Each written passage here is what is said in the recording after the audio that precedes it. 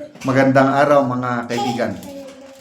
Bigyan natin ng reaction opinion itong official statement ni VP Sara tungkol sa mga kaso na isinampa sa kanya sa Ombudsman at mga Ramil Madriaga affidavit at iba pang paninira sa kanya.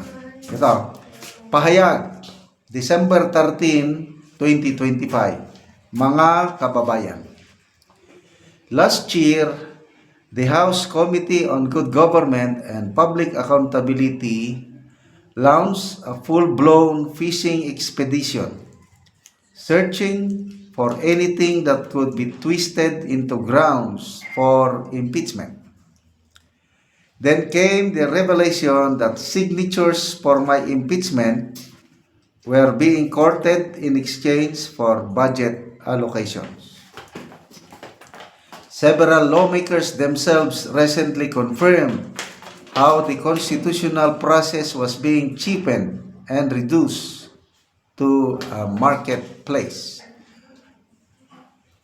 Another fishing expedition is now being launched as they scramble to weaponize any accusation they can manufacture just to create a semblance of procedural legitimacy for an investigation. Hinihikayat ko ang ating mga kababayan na maging mapanuri at huwag basta magpapadala sa mga paninira. Hindi ito tungkol sa paghahanap ng katotohanan. Ito ay tungkol sa pagtakip ng nakawan sa kaban ng bayan na hanggang ngayon ay walang nananagot. Patuloy lamang tayong magiging matatag sa harap ng pagbagsak ng ekonomiya at walang tigil na pagtaas ng presyo ng mga bilihin. Patuloy tayong magdasal para sa kapayapaan. Rest assured that the Office of the Vice President will continue to deliver efficient, accessible, and responsive public service for the good of the Filipino people. Sukran. Sara Z. Duterte, Vice President of the Philippines. Ito ang gusto ko kay VP Sara dahil very responsive siya sa nangyayari sa political environment natin. So bago lang nagsampa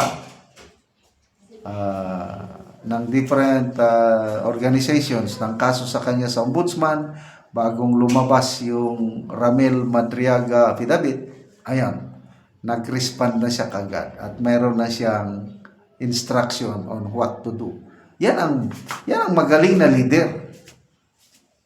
Hindi katulad nung isa na may nangyayari na wala lang, tahimik. Sa kanalang gagalaw pag malalang malala na ang problema.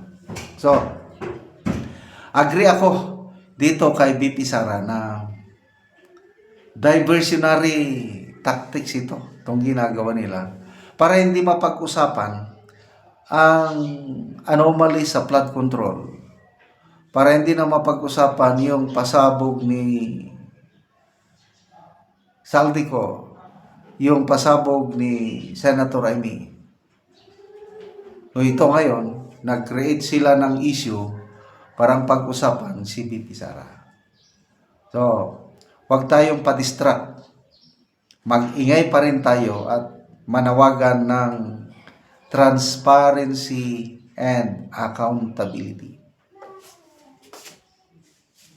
Yung post nga ni General Pokis, sabi niya na anong klaseng hustisya meron tayo na ang ninakaw na trillion peso, yung mga nagnakaw ay they walk free. Walang kaso except lang kay Saldico.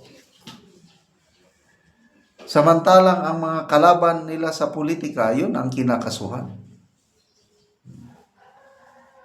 Sabi ni Professor Tikia, 612 million, yung kini-question na confidential funds ni VP Sara, is much less than 1.2 trillion peso. Yun po yung kabuuan sa loob ng 3 taon sa siningit nila sa budget 2023, 2024, 2025. Umabot na po ng 1.2 trillion. So anong nangyari sa 1.2 trillion?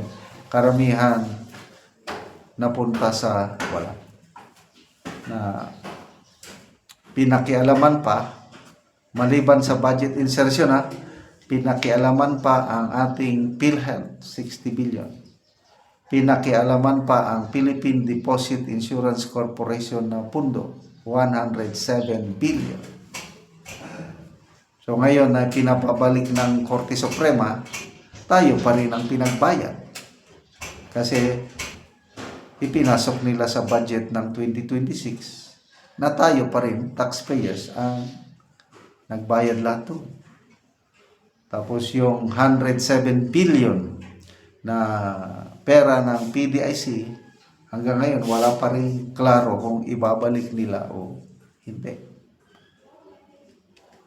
So, talagang gagawin nila ang lahat para lang ma-divert ang issue at saka at the same time, preparasyon na rin nila sa 2028. Kasi itong mga kumakalaban kay BP Sara, takot na takot sila na magpresidente itong si BP Sara, tapos na ang kanilang mga maliligayang araw. Nagkakaisa na sila mga Marcos loyalist, mga kakamping, mga makakaliwa, nag-join forces para tanggalin sa kanilang landas ang pinakamalakas nilang kaaway, BP Sara, but I don't know kung magtatagumpay sila. Kasi ang taong bayan ngayon, marunong na rin. Hindi na basta-basta maniniwala. Kasi ang daming sources ng information dahil social media. Ayan, nilabas nila ng Madriaga affidavit. Ang daming mga butas. So, pinag-uusapan sa social media. So, nai-enlighten ang taong bayan. Yung sinampang kaso na plunder at malversation, walang basihan ng mayon dahil ang COA lang ang makaka-decide, the ultimate agency na magbigay ng hatol sa paggamit ng confidential funds. Okay, salamat mga kaibigan sa inyong pagsubaybay sa ating channel. Nakakatulong kayo ng malaki sa tribong Talandig ng Bukidnon dahil ang income natin sa channel na ito is pantulong sa tribo. Namimigay tayo ng libreng yero at pako para makapagpatayo sila ng mas maayos na tirahan. Panoorin nyo ang video na ito. Una ni ang ihatag namo nga yero o mga gamit sa panimalay sa among tabangan. So muna ni ang among itabang nga mga yero o uban pa.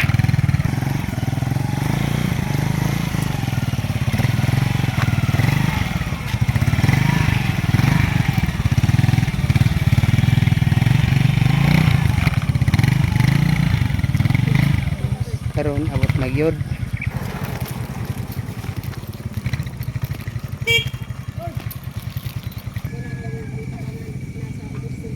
So muna ni si Angkol ang tabangan.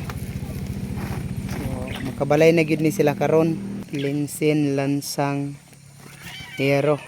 So kompleto among gihatag sa iya.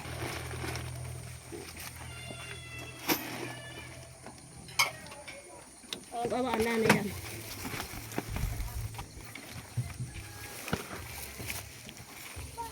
Ada oh. Nama gichikin dia.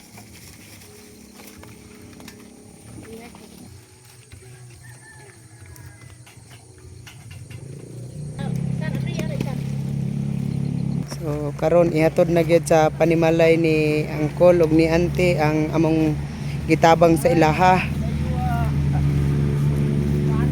So makabalay na sila og doon na pod may gihatag nga mga makatabang sa ilaha nga para sa ilang kahimtang. Payag. Balay na gyud ni kay naanay sin nga natabang panarang. Mainay kay Oo. pagbuot ni sa tas ang tingaling nga maabot ng among pangandoy. Kinabuhi. Mm. Oo, so Sa mo alang pangkamot wala di mahimo. sumuna ni ang itsura sa mao nga panimalay ilang ang kulog ante nga gitagaan sila og tabang tungod sa ilang kalisod. Nga silupin lang yun in town. Mong balay o payag di. Mo na among kahintang. Muna ni ang ilang kahimtang ilang ante. Taon among atop Ilang kaldero isa ra ka buok. wala gyud. At gyud kay sa Ginoo nga naara gyud nakaabot sa amo ang tabang nga wa namo damha nga karong adlaw gyud Mm. naara gyud di ay naluoy sa amo nga sa amo kahimtang ay amin adlaw do mangita taon ako. Salamat kayo te. Salamat